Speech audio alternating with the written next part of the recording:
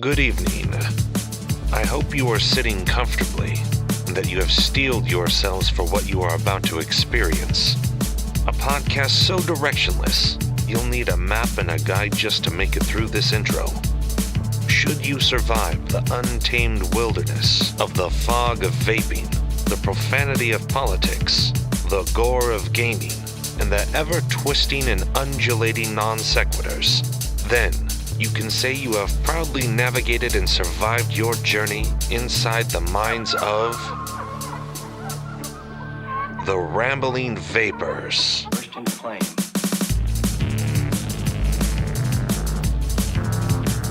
And welcome to Rambling Vapors, Season 2, Episode 5, coming at you live from, well, not live, but coming at you from Cambridge, UK and Amsterdam, Netherlands.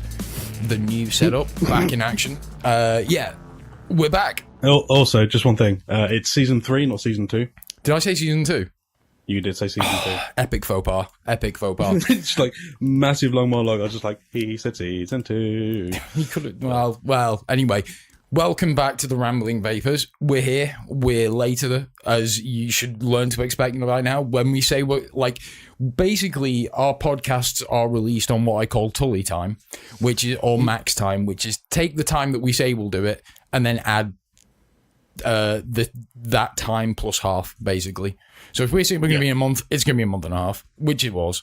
We said by the 5th of October. It's now the 19th. Yep. Definitely.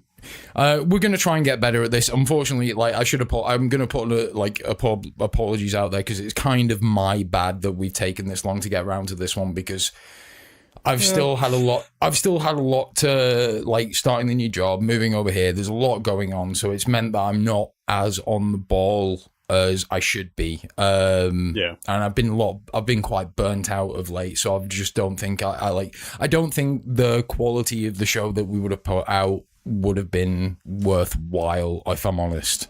I mean, to be honest, this show is like a little bit unprepared and whatnot because it always is. But lots of stuff have happened. We've got stuff to ramble through. I mean, I've got some interesting further thoughts on the vape scene over here in the dam because I'm learning a bit more about it, and it's not as it's interesting. I'll go into it more after in a later segment in the show. But yeah, I mean, we've got a fun show for you today. I've got some updates on my happenings over in the Netherlands. It's ADE here this weekend, which is the Amsterdam dance event. So that's going to be really interesting. Going to some parties tomorrow. Been to some parties recently this week, though. There have been some fun times. Been done some cool stuff around Amsterdam, starting to do a bit more of the touristy stuff, so I'm going to give you guys a bit of a lowdown on that as well. We can talk about like Bungle came out with some of our friends that you know well, for Ian and Dave. Ian, in fact, it was Ian's stag do, so we came out here and had Mark some as well. Mark. In fact, half our guests were out here visiting. So we've got some like stories and things to tell on that. I think I've been to LARP since last time as well. Yeah, of course, because Dave mentioned that he dropped in the new episode had dropped. I've not had a chance to catch up and listen to it yet. I'm on that one as well. Oh, cool. So, I look forward to it. I recorded that one with him. So if you want to hear more of my voice, check out the LARP Noobs podcast. To be fair, they'll probably hear more of your voice on that one than they do with me on this one, given that I'm just constantly rambling shit. Yeah, probably a little bit, but I was with Ian and Dave, so yeah, that's a very good point. So, as is the way with this show, we're going to kick things off with the what we've been vaping section. Again, sorry for the plagiarism, green, but it's such a good show segment. Anyway, Bungle, I kick it over to you as I always do to kick off with what you've been vaping. Basically, I'm still using the Mesh Pro. I fucking am loving that on the tugboat. Yeah. Currently with Anarchist White. I picked up some more of that. Oh, nice. Because I absolutely love that stuff. And I was like, you know what, fuck it. Treat yourself. Got some of that. I'm actually rocking a mech mod as well. Oh, yeah. Which one? Going back to my Heretic. Oh, cool. Yeah. So, yeah, the Stealth Black Heretic. That's... by Envy. that's not a hybrid, is it? It's No, it's not a hybrid. no. so Okay, yeah, cool. It's a little bit safer. and then rocking that with the recoil on top. Nice. And in there is again another Bungle classic, Just Jam on Toast. It's like the staple ADV of the Bungle. And one thing I have picked up from my local vape shop is the PAX 3. Oh, so Yeah. on that, I'm actually picking up a dry herb vaporizer this month. One of the in Inner Space, actually, you know, the shop where we bought the truffles, the truffle chocolates. Yeah, one of the ones I was looking at in there, I'm going to pick up this month. But we'll come on to that in the later segment. We'll talk a little bit more about. But yeah, I think we should talk about definitely we'll go into the PAX. How have you been finding it? I've been finding it really good, actually. What's quite nice, this is obviously the third iteration of the PAX. The first one I heard good things about, never tried. I heard Second one mixed came out, things about the first one, to be honest. had better things about the second one than I did about the first one. Yeah, definitely. Which is what you'd expect. yeah. You expect them to improve with iterations, right? Yeah, and they had three or four temperature settings, I think. Okay, cool. But PAX 3 is Bluetooth compatible, and you can completely adjust the temperature from an app on your phone. That's very much like the Crafty as well, then. Yeah, and there's various different modes in there, like efficiency, boost, stealth. I take it you're using it for weed, yeah? Yeah. How are you finding the vape quality on it and cleaning, maintenance and things? Cleaning and charging wise, much easier than the Magic Flight launch box. Yep. Because obviously with that you've got the glass pipe, you've got the Perspex top on the tray as well, which is a little bit using a plastic, and the PAX 3 with the oven on the very bottom. Yeah. Magnetic lid on it. It just feels very nice and compact.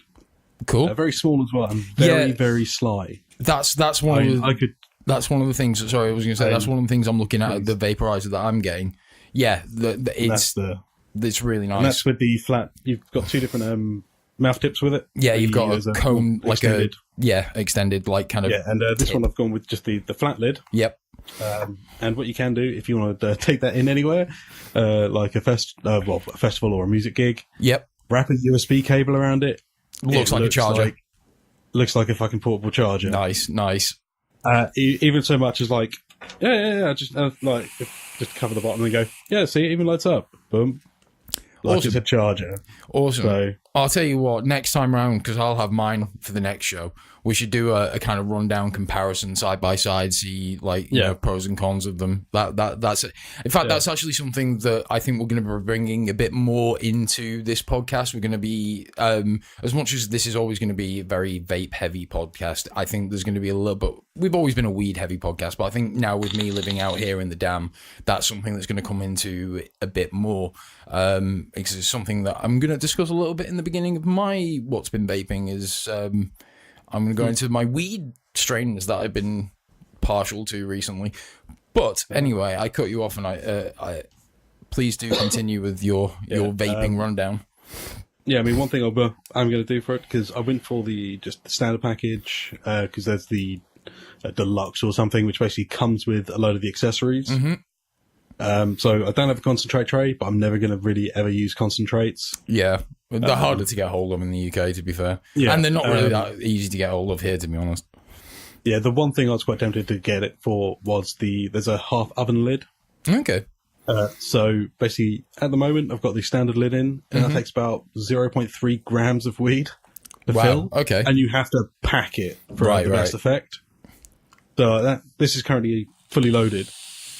That'll do about 10 hits. But then, obviously, that's 0.3. That's my grinder full of weed in one device. Okay, I mean, I'll be baked off the 10 hits, but it doesn't seem the most efficient.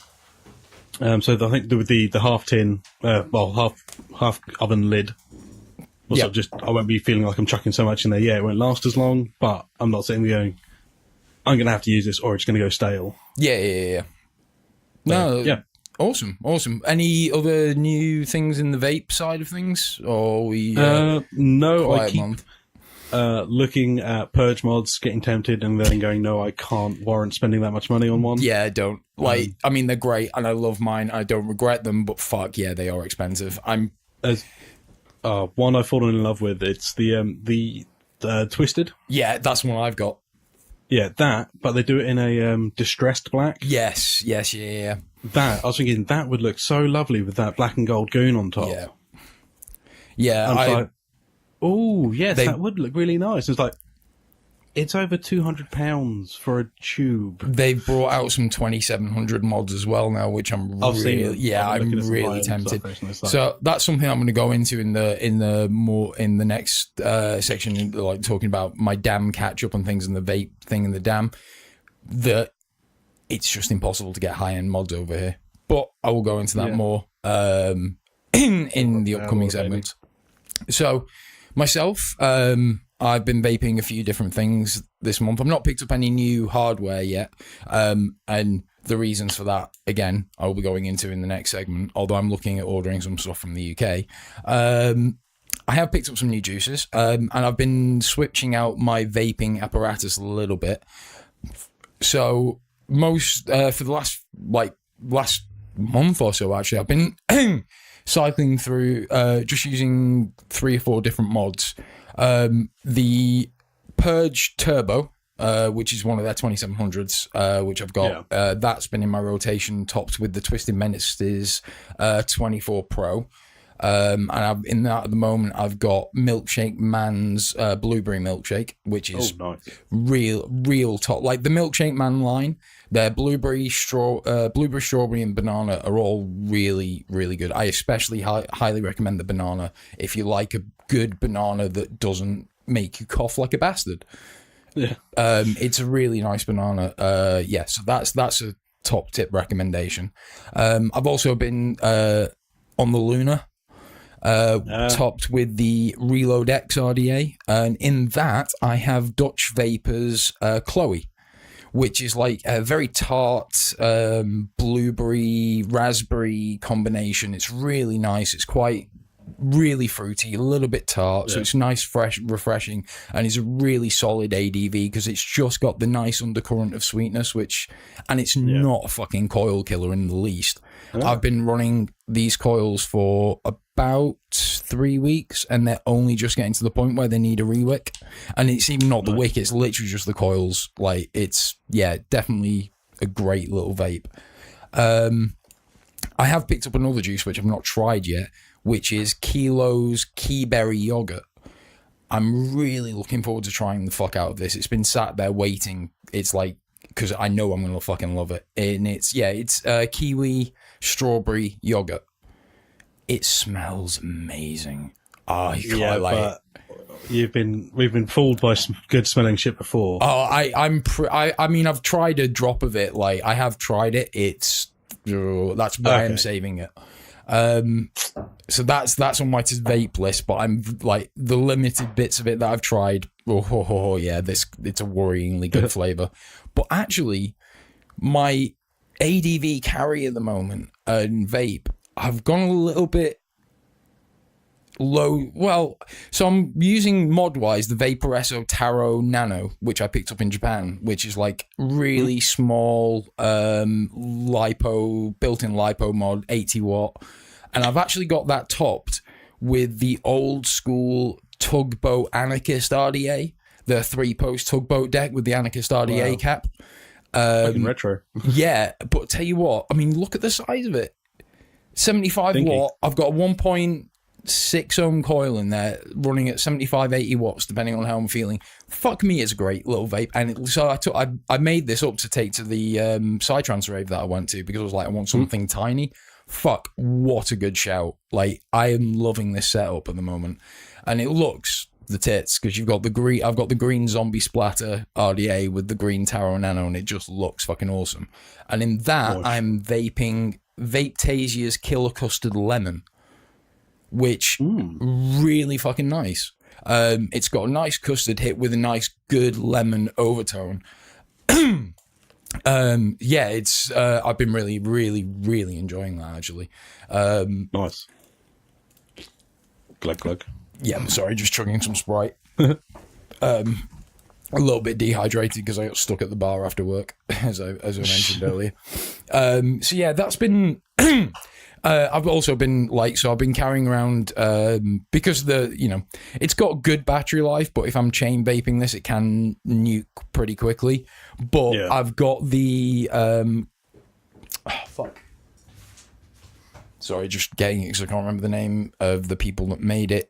Council of Vapor Megavolt, which is their 80-watt tiny little mod. So I've got that as like a backup mod in my battery case. So if the battery dies on that, I can just switch the RDA over and Bob's your uncle.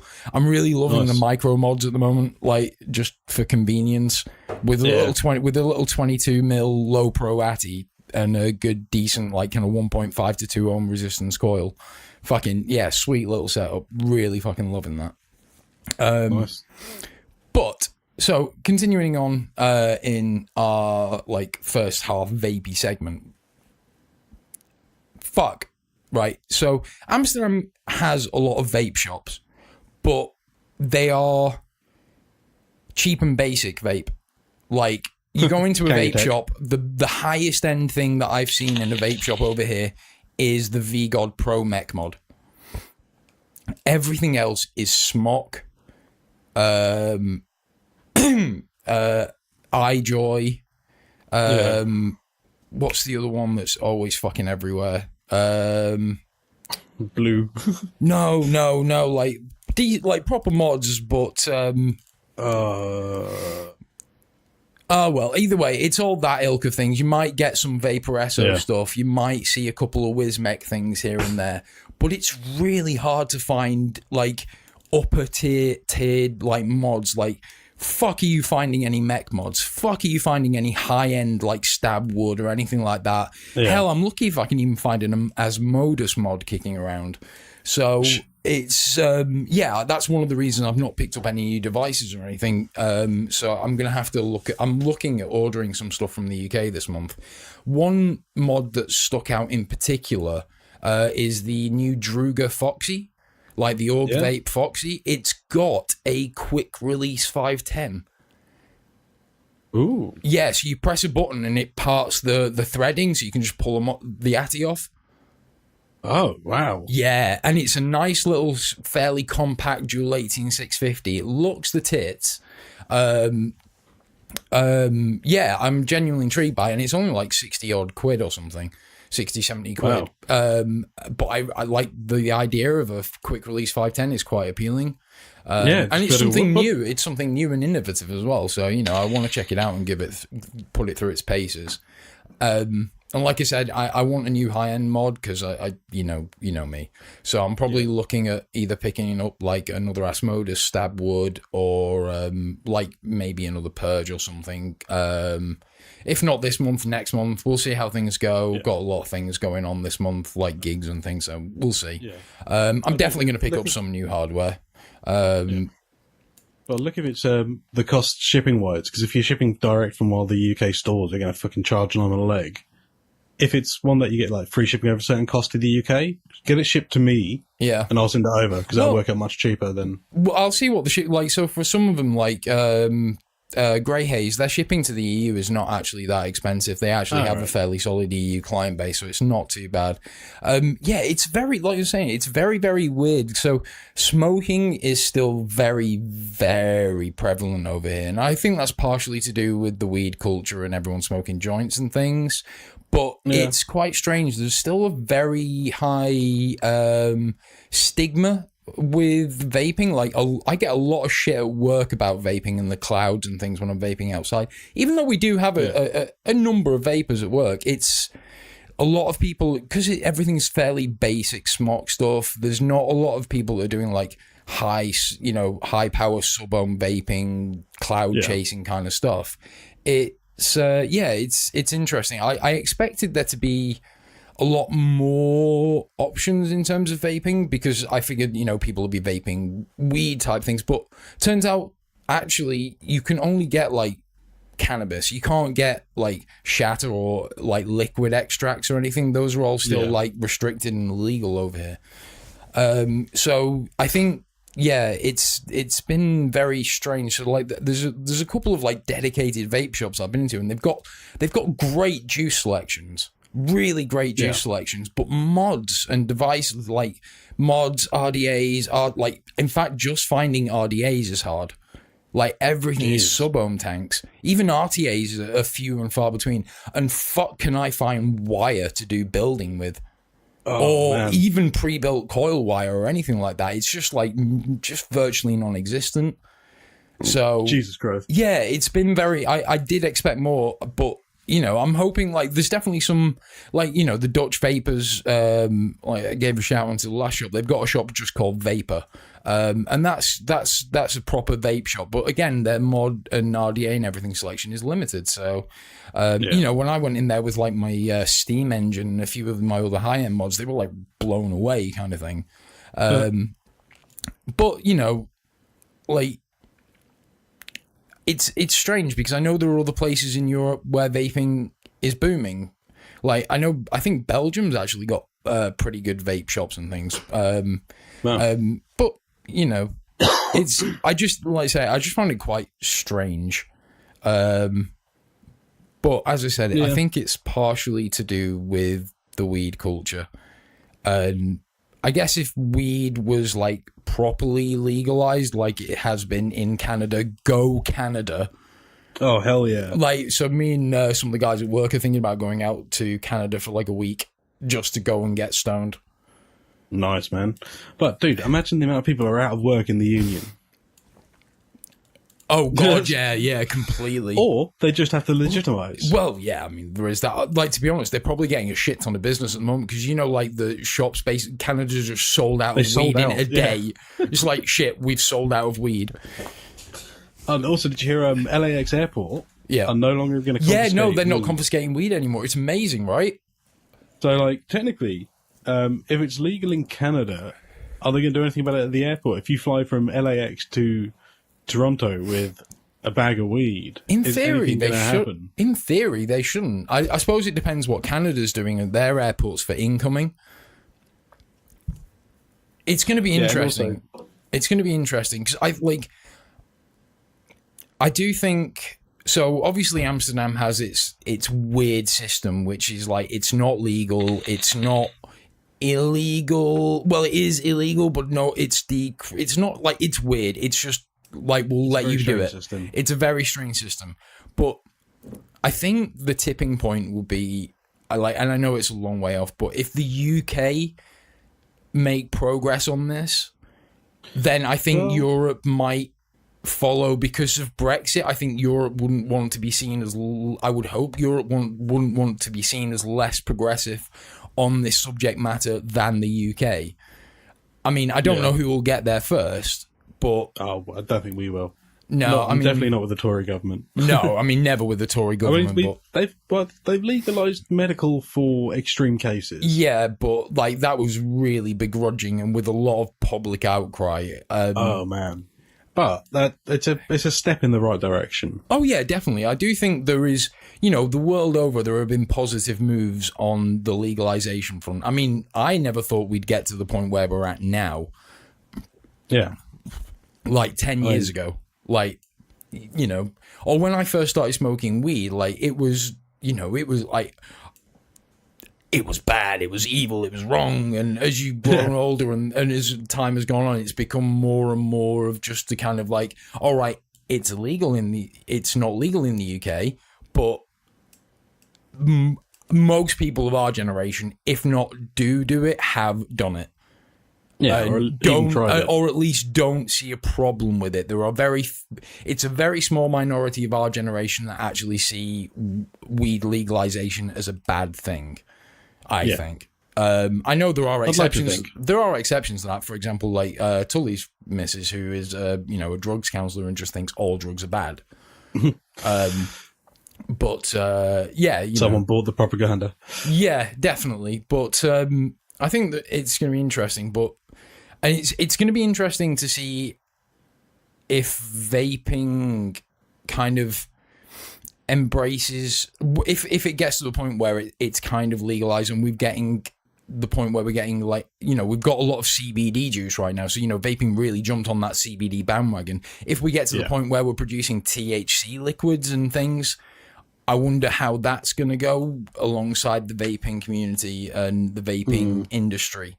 That's going to be a really interesting thing to watch, because I do think there's going to be a lot of crossover there, because I know lots of vapors that still smoke weed in some form. Hello, Hands up. And it's going to be interesting to see how those two things move along side by side, because there's definitely some crossover there that can happen. You know, you'll look at that has coincided very directly with the boom in nicotine vaping. There has been a lot more drive for dry herb vaporizers like your packs and the Crafty, and there's definitely a lot more of that in the market, which is interesting. I think what's helped flood the dry herb market is definitely legalization in the States has really, really pushed vaporizing weed, especially small portable vaporizers. Yeah, because I mean, I've had a really cheap, shitty, nasty tabletop vaporizer. You remember that one that made a ton of noise? Basically, was a jam jar on a black thing that went. Yeah. Oh god, yeah, I remember that, because I borrowed that off you for a while, didn't I? That was weird. That was a weird thing, because it had like the little pole in the middle with the little tray on it. You put your weed in, screwed the jam jar on, and then just turned it on. Yeah, and then you had like basically a clear hose pipe stuck into it that you just hoofed on. It looked like it had been made in someone's shed. Yeah, it fucking sounded like it. Yeah, it really did. Whereas like now you got like the complete silence of the portable devices you have nowadays, and it's a lot of them come from the States, and it's going to be because of both medical and then also recreational, obviously now with Colorado. But stuff like the packs and things like that started during the medical craze, when people were taking it for medicinal issues, and like, I don't really want to smoke it in a joint, I want to have it in a different method. We can just vaporize. But I now have a massive stash of ABV, which I'm going to have to cook with at some point. Nice. Do you still use your MFLB at all? Not since I've had the packs. I have not touched the MFLB. How much did you pay for the packs, if you don't mind me asking, actually? It was 170 quid. Okay, because the one I'm looking at, I can't remember. It's really annoying. I can't remember for the life of me what it is, what the make and model is, but I think it's about 240 euros. But it's supposed to be 230 quid. Yeah, it's supposed to be. I've heard people say it's better than the Crafty, and the Crafty seems to be one of the gold standards. The only problem with the Crafty that I've heard is a lot of people have had the batteries just die on them, because they've got basically an 18, what is effectively an 18650 soldered into the board, but it's just not very good 18650. So if you're handy with a soldering iron, your battery goes, you can take it out and just put like a VTT5A or something in there. But you know, like, they do offer fairly decent like warranty on it, so there is that as an option. But yeah, so that's something that I will update you on as I purchase things from the shop where I buy my magic mushrooms. Yeah, well, truffles. I love Amsterdam. Truffles, because mushrooms are not legal, but truffles are. It's so weird, though. It's so weird. But yeah. Truffles. Interesting. They're very interesting. They were really more about that later. Yeah. We'll come on to the happenings that happened in the happening place of Amsterdam after we come back after the break. But and obviously, happy Stoptober, everybody. Happy Stoptober. I can't believe we've ranted for 25 minutes and not mentioned Stoptober. Yeah, so, you know, this is the month. I know we're coming towards the end of it now, but this is the month. If you want to give up, you should, because everyone's doing some cool sales. There's loads of really cool stuff happening. I actually want to give a shout out to Marcus Clark. He's a chap that messaged us, and unfortunately I failed to get back to him because of just the hecticness that has been my life since I moved here to Amsterdam. He wanted us to mention that their client Mist, who I will link to in the show notes, they've just launched their Stoptober. Well, they've not now, but they launched their Stoptober campaign at the beginning of the month, and the whole aim of it is to get people to try and quit smoking. It's really aimed at existing smokers rather than current vapors, and part of their campaign, you can receive 2 e-liquids with each Mist kit purchased. So They also have like a really good calculator on their site to work out how much you can save by switching from cigarettes to vaping like a mist. So I'll put a link down to them in the description. Do check them out. I've not tried the mist yet, but I've heard. Also, no guarantees the offer is still running. We got that email before Stoptober. Failed to respond to the fella. So again, apologies. Yeah, I did want. I did want to put the shout out there. Nero's got an excuse. He's been busy moving to Amsterdam. I'm just a lazy fuck. Yeah. Well, I've not been busy moving to Amsterdam. I've just been busy with learning a new job. Learning a new job, trying to make new friends and be as social so I can kind of build some social circles here. Actually, on that note, I do want to send a massive shout out to 3 people who've been like, been I suppose my core social circle over here. 3-4 actually. Ferdy Birdie. Yeah, Ferdy Birdie, my good friend and fellow senior engineer Ferdinand. My friend Danny, who's just the most hilarious Aussie dude I've ever met. Shano, who is just an endless source of fucking awesome entertainment for me. He's a really young Scouse lad, and he didn't know what the word plural meant. He didn't know that geese was multiple gooses. Like, we were talking about something, we mentioned about geese, and he was like, what's a geese? And like, it's, 2 gooses. It's the plural. We said it's the plural of goose, and he was like, what's a plural? Yeah, the guy has his own web hosting server in his house. Like, he's so fucking tech savvy. But yeah, it's amazing. Like, he thought chickens had gluten in them. What? Yeah. Wow. Yeah. Okay. I mean, the Shano story, but yeah, Shano and Norbert, these guys have been like really fucking cool dudes to hang around with, really help. Like, so yeah, I just wanted to send a massive shout out to those guys. Yeah, that's why I've been lax and shit, because yeah, lots of stuff going on. Yeah. But as things go forward into next year, we're gonna settle down into a bit of a more routine, and we'll try and, honest to God, best will in the world, we're gonna try and get this shit out a little bit faster, a little bit more consistently. We will try. We will definitely try. I mean, like, we'll see what happens. We'll see what happens. We rant this out. We rant about this every time. We always fail. But like, do know that we care about you listening. We are working. We're just epic stoners, and yeah, it is what it is. But anyway, we're gonna take it. We've done our little opening vaping segment. Sorry, I turned into Triple H there for a second. Yeah. But yeah, so a little bit vaping section. We're going to take a short break in a minute, and then we're going to come back and go over some of the, the more social sides of our happenings. Talk a bit more about I'll talk a bit more about the life here in Amsterdam, your guys' experiences coming out here. Yeah. And things that we've been up to. Yeah, generally just going to shoot the shit. Got some fight stuff to talk about, because I'm assuming you've heard about all the fuck that happened with Conor McGregor. Nope. Okay, well, I can give you the lowdown on that. That's some shit I've somehow managed to avoid.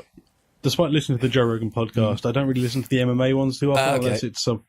So if it's Brendan Schaub, I'll listen to that or Eddie Bravo. Yeah. Stuff like that. I'll listen to those ones, but coming into the next section, so the things we're going to go over, like the Amsterdam life. I've got like a plethora of things of like around the fighting world, which kind of bleed over into some of the current political events, regards to WWE in Saudi Arabia and that hot fucking mess. Yeah. So that's some interesting shit to talk about. So yeah, we're going to take a break. We're going to come back. Going to shoot some more shit. But first and foremost, I must send much love to Ian Pittock on the eve of his wedding. To him, obviously and this won't be out on the eve of his wedding. No, but he'll hear it. To him and his lovely to-be wife Sophie, who I've only met once. When he's listening, congratulations on the wedding. Yes, and you're now newlywed. beautiful Bo, wife. I'm sincerely sorry that we couldn't be there. Just Okay. circumstances have led to not. But anyway, much love. Hope you've had an amazing day. When you listen, by the time you listen to this, and that just wanted to get that out before the break. I didn't want to put that in at the end. I wanted to be right up front. Anyway, we're going to take a break, and we'll be back shortly. Music will be in the show notes because I've still, as per usual, not quite decided on what I'm going to put in there. But always do check the show notes out for the music. So I'll always put links to it, and it's always going to be good music. Maybe varied in general, but always check it out. Anyway. Yeah, you say good. Good's always music taste is always one of those very personal things. Oh yeah, it is. But it's always something that I'll believe is good music. So you know, at least someone out there likes it. So you should give it a shot. He does listen to K-pop, so I don't listen to K-pop. I listen to J-pop. Sorry, J-pop. Yes. Just don't throw your hands in the air and wave them like you just don't care. Kawaii. Kawaii. Anyway, we're gonna take a break. We'll be back to shoot some more shit into your ear holes. Peace. All right, bro. Vaping, gaming, movies, politics, you name it, we waffle about it. Rambling Vapors, a podcast about things. I did not doubt. Definitely. Sorry. Right, welcome back. We're back. And the one our train of thought is terrible. So the one thing I wanted to talk about as part of the vaping section, which I'm going to bring into the vaping section going forward, but let's introduce it by itself. Why not? Let's live on the wild side. Is I want to just do I'm going to do a recap also of the different strains of cannabis that I've been smoking during my time here. What did you? No, don't do the thing. Stop doing the thing. Okay, so Bungle's just massively zoomed in his webcam, and it's rather disconcerting. Stop jerking it around. No, that sounds wrong. Huh? It's just I'm watching Bungle on a webcam and telling him not to jerk it around. You're not a cam girl, Bungle. No, I'm just tweaking it a bit because it was annoying me how it was set up. Okay, so you're staying at that zoom now. Yeah. Okay. I'm just centralizing myself a bit. All right. Okay. That's better. Sorry for that little diversion there, but that was that was very, very strange. I could not talk about that. So I wanted to go over some of the strains and things that I've been smoking since we go over, and I'm going to bring that in. I'm going to try various things, give reviews on that as well, because we're going to be a little bit more open about that stuff now. It's I think it's definitely just time to start ramping up that element of the podcast a little bit. So since I've come over here, I've tried a couple of different shops. Three mainly. The Rustland, the Rockland, the coffee shop, and Barney's have been the main ones. In terms of strains, the first strain I picked up when we got over here was Grinspoon, I think, which was supposed to be quite a heady sativa. It's probably actually my least favorite of the stuff that I picked up. It was okay. It was a little bit too, I don't know, it was one of those weeds that just made me not be comfortable, where you just cannot never sit comfortably. You constantly just kind of it was one of those. I like it, but it's not my favorite. I wouldn't seek it out, but if it came my way, it's fine. It smokes nice. It's got a decent enough flavor and aroma to it. My kind of AD cannabis has been my ADC has been Blueberry Haze, which I pick up from Rockland, which is really has a nice blueberry hit to it. It's a nice kind of mild but heady and stimulating sativa. You can smoke quite a bit of it without getting really monged. It's a really nice, easygoing smoke. Definitely my favorite so far, or at least there are elements of other ones that I like that I'll go into, but that's the one that I know I can just consistently smoke it, and it's never too much or anything. It's just right. Other than that, the little bit Pineapple Express, which is a classic, oldie but a goodie. I've had a little bit of White Widow, again, old school. That's a great bedtime weed. which is a high THC content, just knocks you out. On that, grape sorbet, which is, I believe, what you had when you were over. I think so, yeah. Yes, which again is really nice. That's very stimulating, quite loopy weed. I think it's very giggly. Then I picked up 2 Cali weeds from Rockland as well, which were Purple Punch and Gelato, both indicas. Very, very heavy indicas, but good good bedtime couch weed. So yeah, those are the main things I've been smoking on. Like I say, if anyone's visiting over here, I recommend checking out Blueberry Haze if you see it anywhere. And obviously Pineapple Express, like we say, it's a classic as an oldie classic. Yeah, it's like OG Kush. Yeah. But Nero's top tip when visiting Amsterdam is, if you can roll joints, don't buy pre-rolled. Like, buy a gram. The pre-rolled joints are terrible. They're so loose. A, they're loosely packed as shit.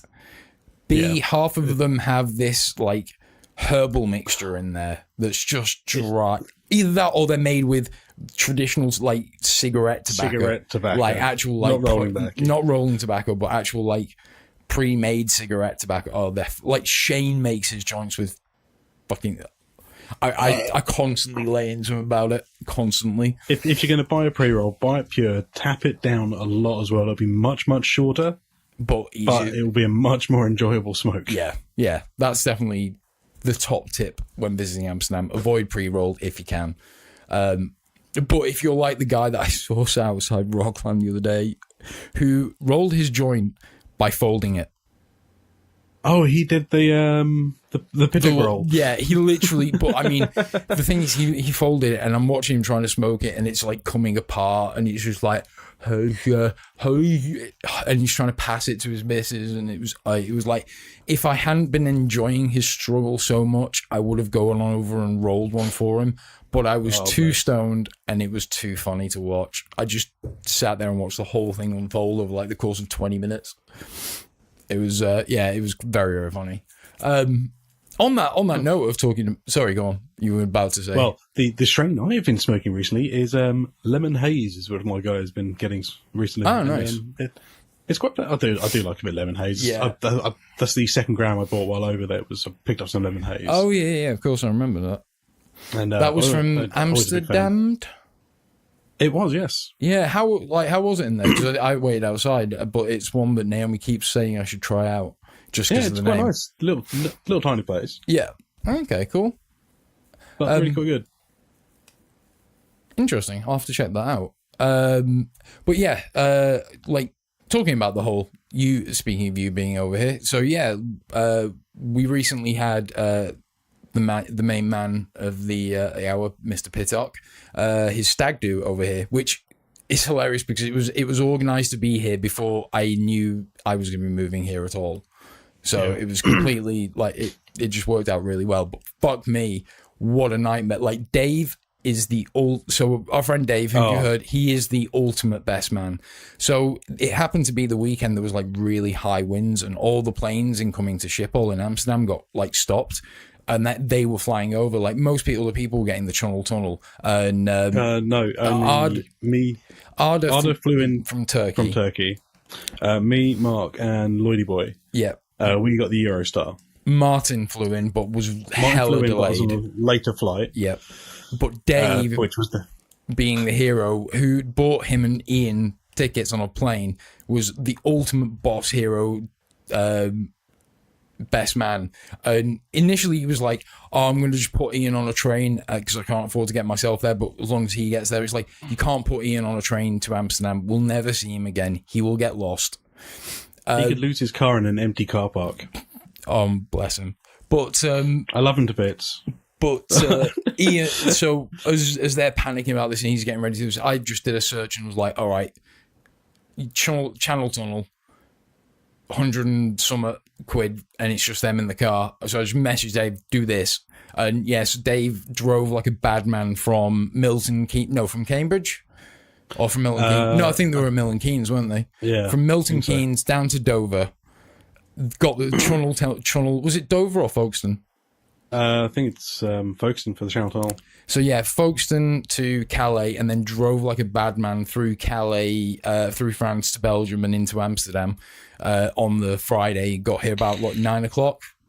No, well, probably a bit later, I think. Yeah, well, no, because we were at mine for a little bit. So he got here. He got to mine about 9, and then we Ubered over to the apartments that you guys had rented out. I did love how we all hid behind the curtain when they turned up when you go to the apartment. It was just Lloyd there because he knew Lloyd. There was no chance in hell Lloyd wasn't going to go. That was absolutely brilliant. That was top, like really fucking funny. They all kind of came out from behind the curtain like some game show thing. It was top. With Arda coming out last as well, which was the biggest surprise because obviously. Yeah, him living out in Turkey, it's going to be pretty. Yeah, it was so epic for him to come. It was fucking brilliant. And we proceeded to spend the first night taking truffles and watch truffle chocolate, and watched The Mummy and Hardcore Henry, which are two amazing films to watch when tripping with friends. Yeah, and it was a fantastically funny evening. Like the laughter. Across those 2 days, I have not laughed that hard in years. Oh yeah, I mean the second night I had a very heavy trip. Yeah, and just had to escape into my own little head for a little bit. I had points where it was very but nothing will surpass the point where we're outside. Like we'd all rolled a joint. And we're outside smoking these joints, and we're passing it's just constantly you've got a joint because there were so many going around. And I just look up at Arda, and he's got this joint. He just kind of holds it out in front of him and goes, "This makes no sense." And it's just like the endless joint moment. Yeah, but that was the time when I managed to sort of just chill myself out because there was no one in the room with me. I was just lying fetal on the sofa bed. Nice. I was like, and back in the room, sorted. But yeah, definitely watching The Mummy Returns that night was fucking. Oh, that was interesting. Yeah, it's so funny. And then the kitchen table show. Oh god, so where the table was in the apartment, there was a light just above it which focused down on it, and it give it this noir play effect, like it was just some art house drama piece of monologues. Whoever was sat up there, they were performing for everyone else. It was almost criticizing everybody. It was so surreal. The play in Birdman, which is all set in the kitchen. Yeah, it's like that play in there. It was just literally this table with all the snacks. I'd literally just watched Birdman not a couple of weeks ago, which was it was so fucking. I know this is going to sound weird just listening to this. It's just weirdo trippy talk, but fuck it. If you'd have been there, it was the funniest shit that I've seen. Just Dave sat there, feeling like he was performing, and was just kind of criticizing the play, and it was a great weekend. Very surreal. Yeah, but it was really good to have everyone out here. Hoping to get people out again as well. Definitely. And when you come out, we're going to record. Obviously, we'll get an episode together and get that out because that'd be fucking one that'll sound much nicer. I don't know. The sound quality is not too bad. I still need to sort out the reverb in here and things, but it's still all right. The Deverberate plugin that I have, the VST that trims that out, it works pretty well. But anyway, that was so that was the hilarious stag do. Oh, when we went to this, there's a waffle place here. Sweetness. I've been there 3 times now.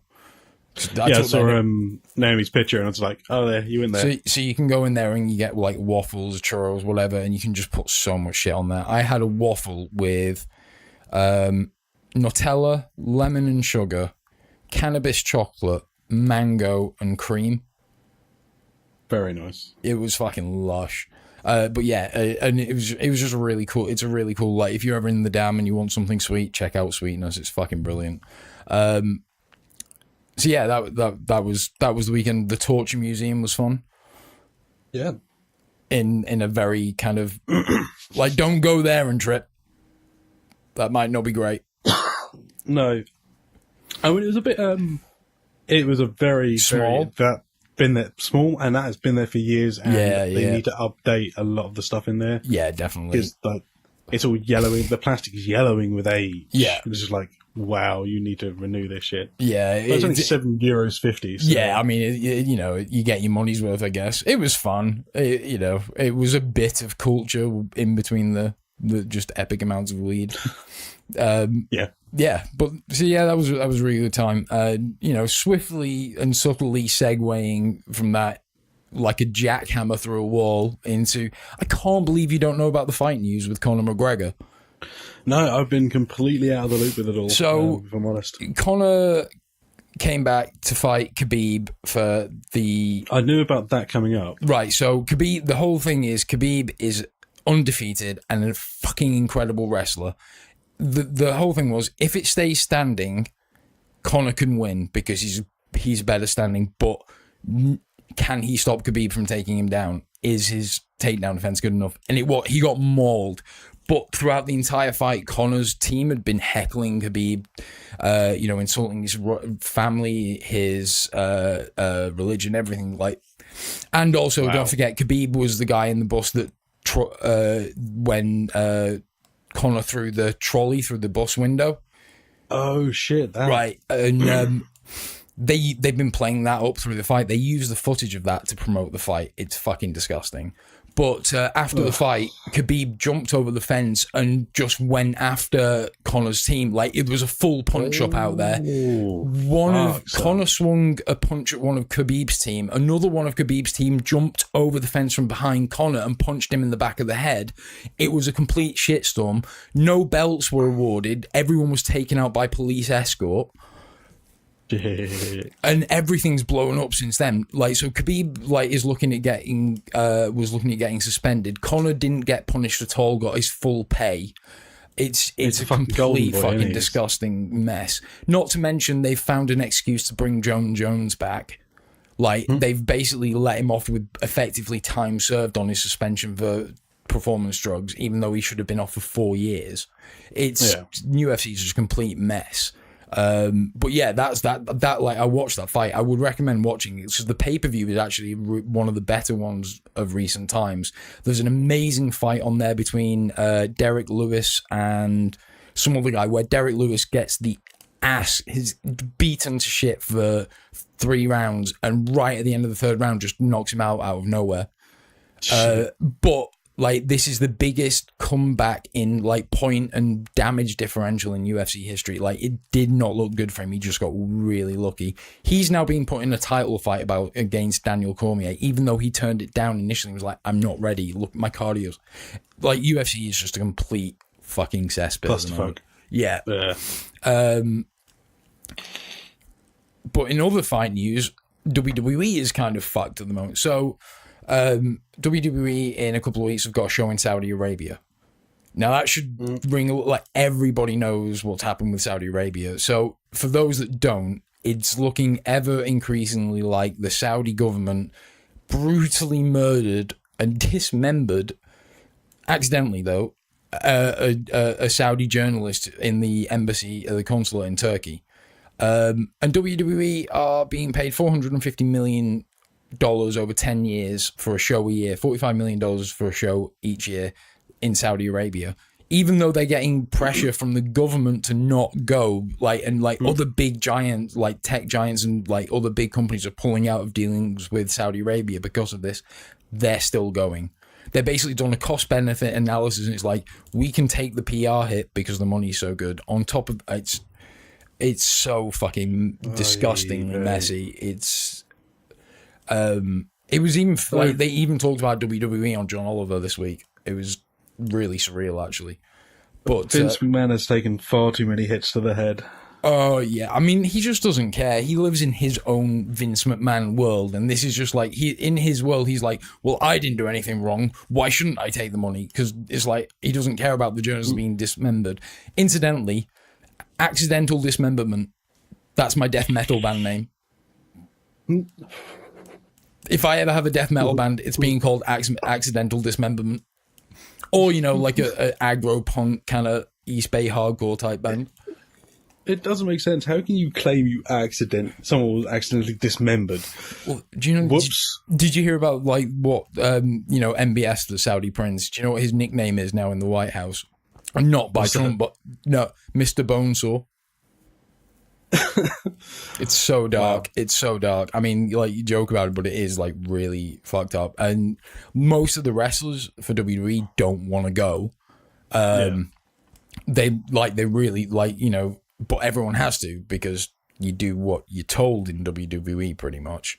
So do what you're told, or you're off the rosters. Pretty much, or you're going to be made a joke of anyway. But yeah, it's a really fucked up situation. So it's gonna be really. But what even more so, they're bringing Shawn Michaels is coming out of retirement for that match, for a match there against, it's Shawn Michaels and Triple H versus the Kane and the Undertaker. In 2018. No. That doesn't make sense. This is like, I know it. Like, 19, well, the Australia show. Late 90s? There was an Australia show the other week, and that was Triple H versus the Undertaker with Kane and Shawn Michaels ringside, and that set up the tag match that's happening. It's I thought the Undertaker fucking retired. He should. He looked terrible. It's really sad. He has been going too long. It's sad. It was it's like, you know, people have gone longer than him and been pretty good, but he's really beat up, and you can tell he can't move well at all anymore. Well, it's like when Hogan came back with NWO from WCW. He was at least still mobile at that point.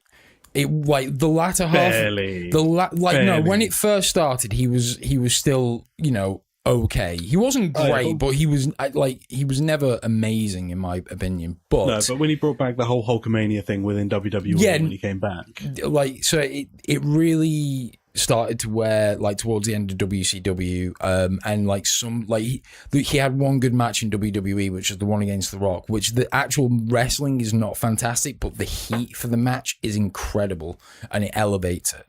But like, who was I talking about before the Hulk Hogan? Before Hulk Hogan, old person. Triple H, Undertaker. Yeah. So the Undertaker is just like really, really done. He should be like, he's more like, I don't know if you ever saw when Hulk Hogan came back to TNA.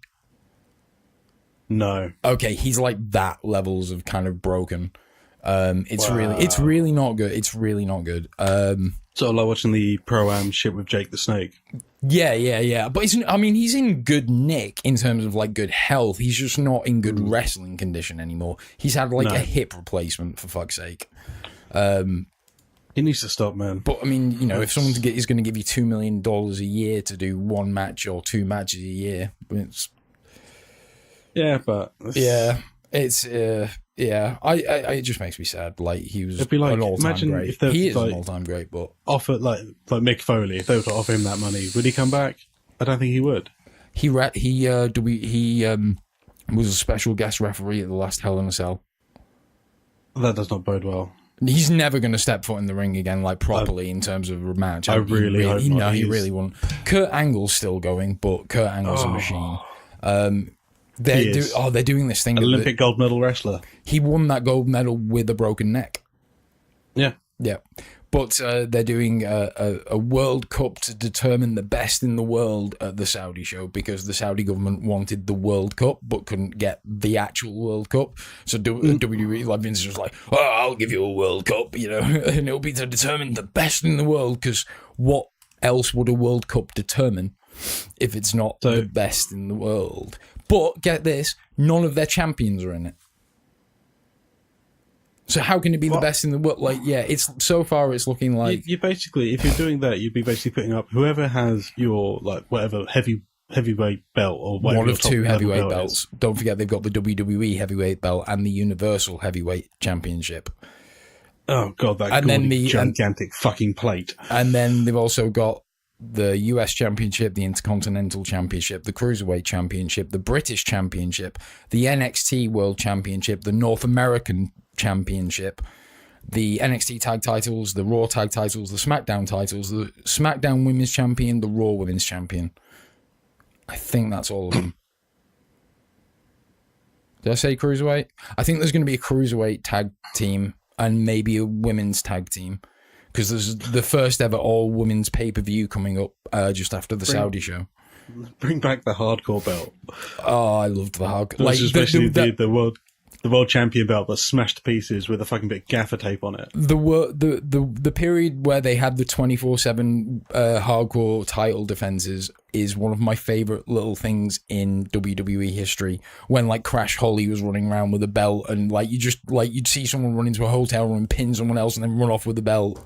It was just comic gold. Like, it was one of the few really cool like things that I remember that still holds up for me from the Attitude Era.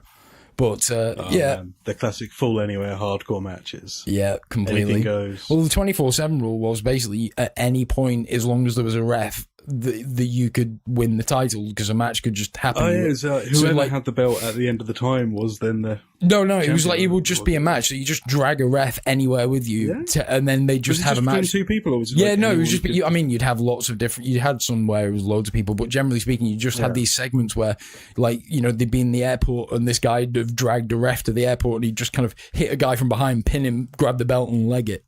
It was just the one thing lacking from you saying in the airport is the commas in the airport.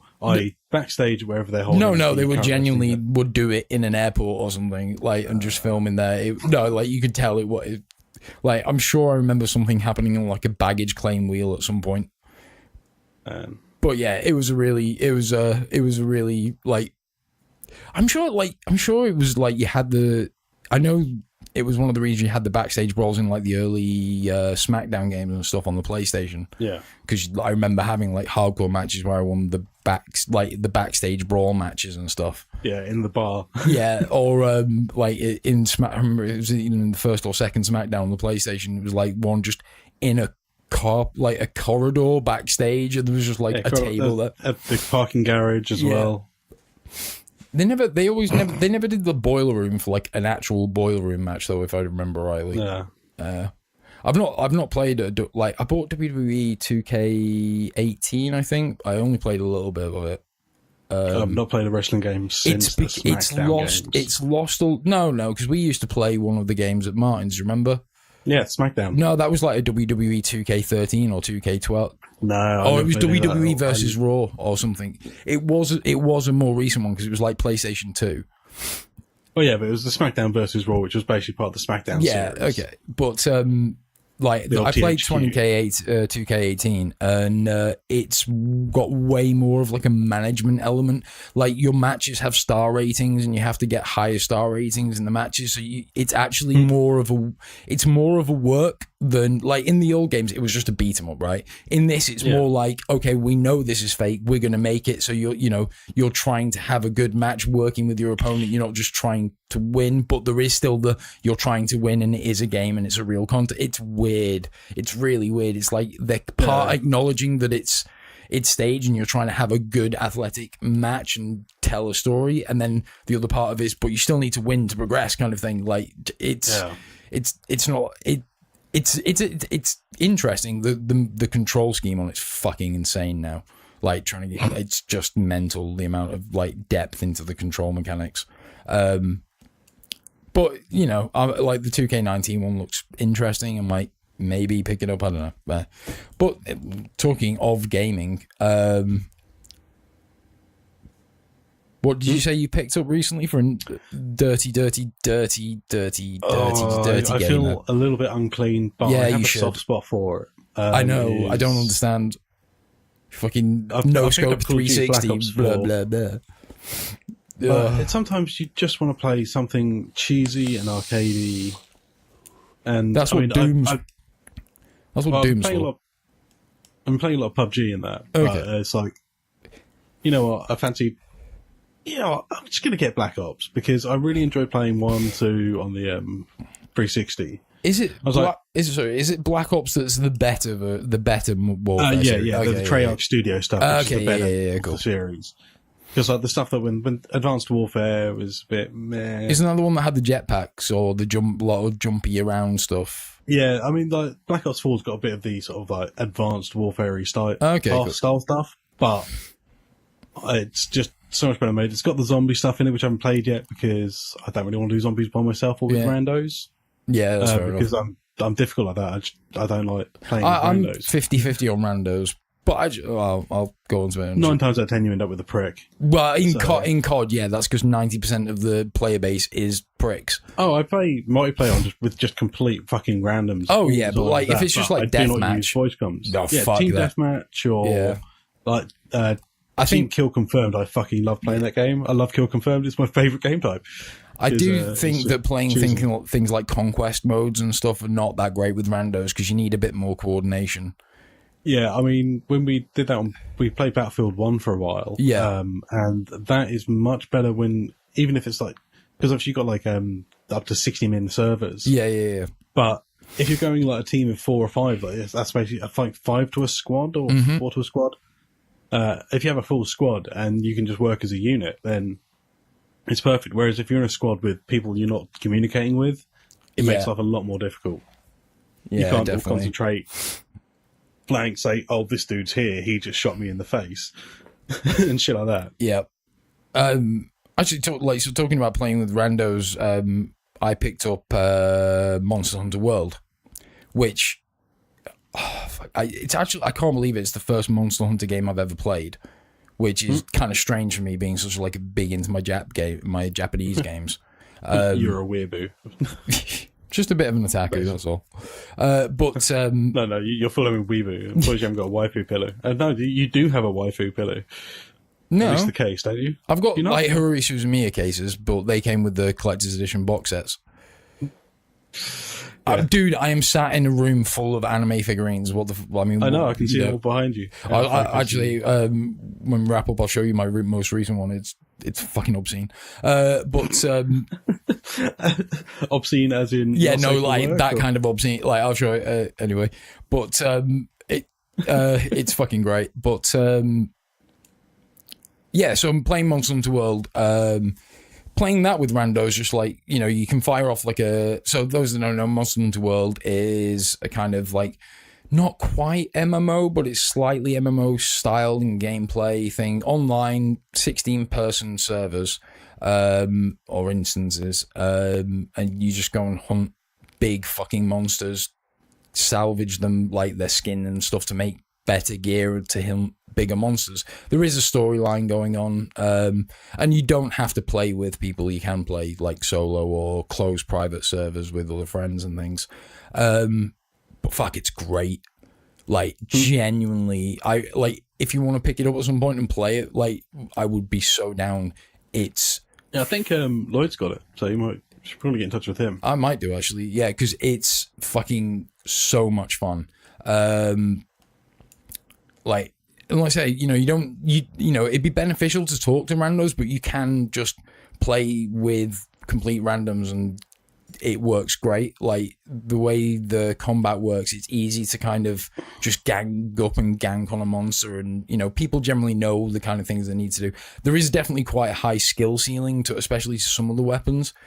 It's got some really fucking interesting, cool ass weapon designs. Like my weapon that I specialize with is the power sword, which isn't like 40k power. So it's basically sword and shield, which you hit with until you build files, and once you get like enough thing, you can do a combo thing where it turns into a giant fucking sweeping axe, and you just like lay massive damage with status effects and things. It's really fun, but there's a lot of nuance into the combat. It's got almost Dark Souls-esque style of combat. It's quite weighted. You're locked into attack animations a lot of the time, so you need to pick your spots quite well. There are other weapon sets that are a little bit easier, like the sword and shield, double daggers. There was a little bit faster moving, but you have to be in a lot closer a lot of the time. Yeah. And there's ranged as well. If you can get the hang of range, that's really good to have artillery support or something like that. There's a lot of depth and complexity to the game, and it's fucking beautiful. And you get a cat assistant called a Palico, who you can forge armor for the cat and just make it as kawaii and as possible. But they come out and fight with you, and the canteen. So before you go out hunting, it's always like eat a meal because you get stat boosts and stuff. And the canteen's all run by these cats. And every time you eat, you get this really cool animation where they cook it's so fucking just the internet made this game, right? It's like scantily clad women and buff dudes in weird cool armor with cats hunting weird big monsters. And with it being Japanese, how many of them are cat girls as well? No, none. No, none. No. Like, when I say they're cats, they genuinely look like proper little cats. They're probably just like supposed to be super cute, and they really are. But they avoided that. Yeah. It's about as anime as a Final Fantasy game. It's got very similar kind of character designs, aesthetic. It's almost kind of it's more of like a halfway house between like Guild Wars and Final Fantasy. It's kind of like if you mash those two together, you kind of get the artistic style of Monster Hunter World. Yeah, I definitely was quite a hell of a rant on that one, but I think I've had it. I picked it up on the weekend, just either this weekend. No, I think it was the weekend before last, and I think over the course of the 2 weeks, I've put like 35 hours in. Jesus. And that's like, I've not had a lot of time to play it because we've had people over. I've been out. Done a load of stuff. Yeah. Oh, yeah. Did I mention about the rave? Because I've been hinting at it to you all night. I've not actually said like. I don't think you have actually talked about the rave yet. Okay, I'll segue into that since we've just brought it up. Sorry, I'm dominating everything, everybody, but I've just got lots of shit. Let's say I'm a lazy fuck. I've done shit all. I had the weekend before we came up to you. I went LARPing with. Davey. Oh shit! Yeah. I'll tell you what. Like, let's give the listeners a bit of a break from me, and you can plug Dave's podcast and talk about the LARPing a bit. Yeah. So I'll go over it lightly. Like I said, the LARP News podcast covers it in depth in regards to what we got up to at E4 or the autumn equinox. Basically, what's Empire? the name of the event again? It is Empire LARP, run by right. Profound Decisions. It's a live action roleplay, and had a lot of fun over the weekend. Got very, very drunk as well. And I mean, Unilad were actually there filming. We're doing a documentary on LARP. Oh, okay, cool. They're the guys that do all the Facebook shit, right? Yeah, basically. Yeah. Okay, cool. Don't know what's going on with the Unilad stuff because unfortunately, I think they went into bankruptcy or something, or again, which unfortunately means a lot of people are out of jobs, and a lot of them are actually the people who are doing the documentary are experienced Empire players. Oh, cool. They've been playing at Empire, which is one of the reasons that Profound Decisions were like, these guys are probably going to do a good job of it because they actually play here. They take part. They do it. So they know what it's all about. Cool. So, and I mean, I must admit, barely fucking noticed the cameras while we were there. There's a few filmed skirmishes, which a few people were like, yeah, I don't really want to be on camera. So they stepped out of skirmishes. Yeah. But fair enough. It's like, if you don't want to be like, because some people do outed as a LARPer. Yeah. I can understand. Like, you may not want people at work knowing or something. Yeah. Yeah. I mean, I'm quite happy with the guys I work with. No idea. I picked up a new weapon while I was there. What did you get? Because I bought a mallet. Oh, fuck. Nice. It's 41.5 inches long. It is literally half an inch within the size limit for a single-handed weapon. So it gives me that reach I needed because my short swords are like less than 30 inches. Wow. So I had no reach. So I've got one of those in a parrying hand and then this fuck-off big hammer. I'm just like, whap. Nice. How heavy is it? It's not too heavy, actually, because it's a fiberglass shaft, which is then wrapped in foam. Yeah. So... or at least the foam is formed around the fiberglass shaft, and then the whole head is just purely foam. Nice. How much did it set you back? That was £75. That's not too bad. Which for a LARP weapon is actually pretty good. It's not. Yeah. It's not premium fucking quality. It's not okay. the best looking of all the LARP weapons, but it does the job. It looks so what I want as well. It looks rough and ready. Yeah, so yeah. it's nice. It suits my character in this. So That's cool. What would you say like the best weapon you've seen at LARP so far is? oh god, it's too many to choose from. When we did monstering one of the days. So basically, we got to dress up as the orcs and attack people. Oh, cool. One of the guys we were with, he actually makes his own weapons. A really nice guy we met there when he's chatted to us on Facebook on the LARP Noob stuff and on the Empire forums. Oh, cool. He's like spoken with Dave, Ian, and that.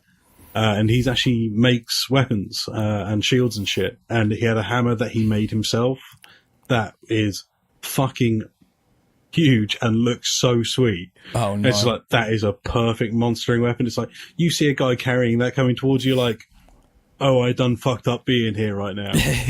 Of course, because if you die in that, your character does actually die. There's no if you go down and you bleed out and no one gets you up before then and you're in the terminal state, you can wander around in terminal for as long as you want, but before the next event, your character is dead. So like, you can do your goodbyes and shit like that, but you have to be basically aided around by someone at all times. Wow. And you're guaranteed dead. So like you have to come back as a different character in the next one. Yeah, completely new character. I think you don't like, you can keep your equipment and shit and all that, so you can reuse that kind of stuff. That's the expensive part. Yeah, of course. Kit. You can build your own for saving a bit of money. That's what Ian did, didn't he? Yeah, Ian made all his stuff, and the stuff he's done it looks fucking awesome. And like, quite obvious about the crafting skills. Like, I wish I had the patience and the skill to pull off some of the stuff this guy has done. And as he's typically Ian and so fucking modest about it. Yeah, I know. It's just like, dude, your stuff, it's fucking awesome. And I mean, I must admit, the Dave's mate Dave, who joined us for the first time this one, he's been doing some crafting himself between the last session, and it is looking good what he's been up to. It's like, man, I am such a lazy shit. I need to pull my head around and actually do something. But it's like, I have no talent here when it comes to making shit. It's like, I just know it'd look like dog turd, so it's like, I'll just pay someone who can do it. Yeah. Yeah, I must admit that would be the option I'd go down. I'd just buy something rather than... yeah. Because I might be able to do something over time. I might be able to do something that was, halfway decent, but the amount of time and investment that you need to put in, I just don't have. I just don't have. No. It's like some of the stuff people have made that I've seen, it has just been absolutely astounding. A lot of people make their own gear, Wow. and it's like, wow, you have some talent, man. Yep. Yeah. Yeah. But for more information on that, check out the LARP Noob podcast. Of course, links. Available from anywhere you get your podcasts from. Of course, links will be in the show notes to their Facebook page, and I'll whack a link to the iTunes Podbean page or Podbean link. Probably They're Podbean. hosted Podbean, so check out that one. Same place as us, so if you listen to us on Podbean, they're a really easy show to find. They're one of our followers. So Exactly. So you can find them easy enough. But yeah, I'll make sure that I assume we follow them. Oh yes, we do. Yes, we do. Yeah. So yeah, I'll make sure that you you can find them easy enough. And if you even had like we said last time, if you have a passing interest in hearing a little bit more about that and some fun banter with some great guys, definitely check it out. And it's pretty crazy. Let's look at some of the comments. Of people like, I was on the fence about LARP, but then someone's recommended your podcast, and now I'm gonna, this so and so is going to be my first event. And it's like, oh wow, that's really cool. Wow, this is it. People are actually listening to it, enjoying it, and getting inspired by it, which is brilliant. Yeah, no, it really is. And hats off to Dave and Ian with that one. They're primo, and I've really enjoyed doing the voiceovers. I fucking love doing the intro and outro. Nice, yeah, It's always a good evening. Yeah, no, I've really enjoyed it, and yeah, massive shout to the guys. But segueing back to, so yeah, I went to my first rave here in the UK, Netherlands, which was a Psytrance event about 30 minutes down the road from me, called just 1 second. Knocking shit all over the floor. It was a Psytrance event called Radium, I think. Fucking weird venue. Right, so first off, it was last weekend. It was 27 degrees here in Amsterdam in fucking October. What the fuck? This venue had no ventilation, really, had no outdoor area. The smoking room was downstairs in the basement and fucking horrific. One stage was like stairs. So it's the actual DJ booth is at the bottom, and then there's like rows of big stairs going up, and everyone's just, it was weird. It was, I mean, the music was great. The decor for a Psytrance event was like a Psytrance event. But unfortunately, we were only there for like a couple of hours because it was so fucking hot in there. You could stand in there for like 5 minutes, and you just had to go and stand on the stairs near the main entrance. And also, they oversold the venue. They were really woefully not prepared for what was happening, because they were giving out drinks in glass bottles. So like halfway through the night, you got all these like women coming up to the bars, just like, I've stood on glass, I've cut my foot to shit. Because like no one uses glass at a rave. How fucking dumb do you have to be? Mate, it made me so angry. Buy a shit ton of plastic cups and decant, man. Yeah, it's like there is a reason why that is done. That is the dumb behavior. It was just like completely, really underprepared. I mean, it's a shame because the music was great, the DJs were great, the crowd seemed really cool. Like, so you know my Cyberdog t-shirt, the one with the Matrix LED panel on it. I was dancing away, and this like must have been 45-year-old Spanish woman came up to me and was like, "You remind me of a Teletubby. My grandchild watches Teletubbies. You got a TV in you." Like, she was obviously completely off her phase. Yeah, but oh man, it was so funny. Spoke to this cool dude who, like, we're just chatting away, and he's like, "Yeah, I've been doing some." It's like, "So how long have you actually been awake?" It's like, 34 hours. Yeah, just about. Like, fucking hell. Jesus, man. But yeah, we had a good half an hour walk down there.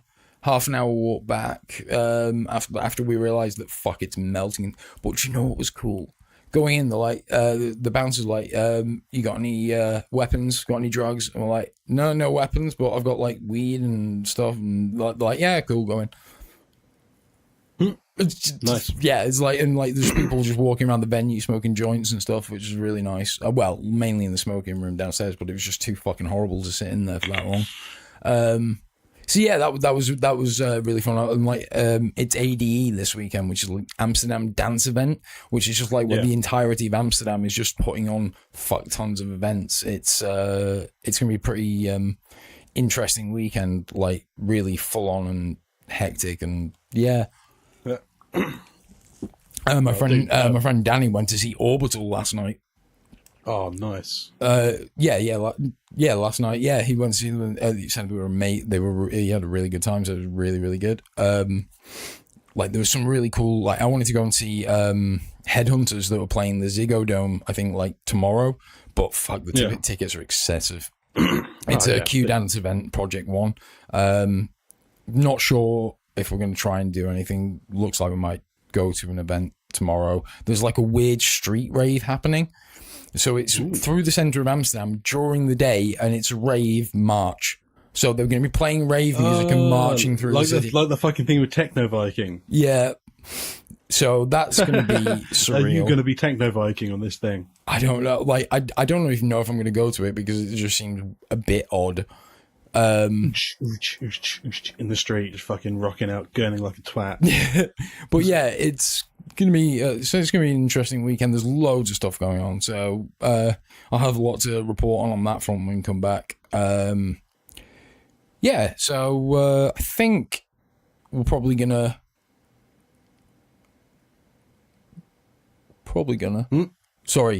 Sorry.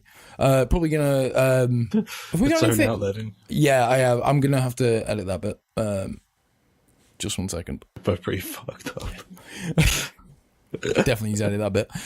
Right. So yeah, sorry about a little technical thing there.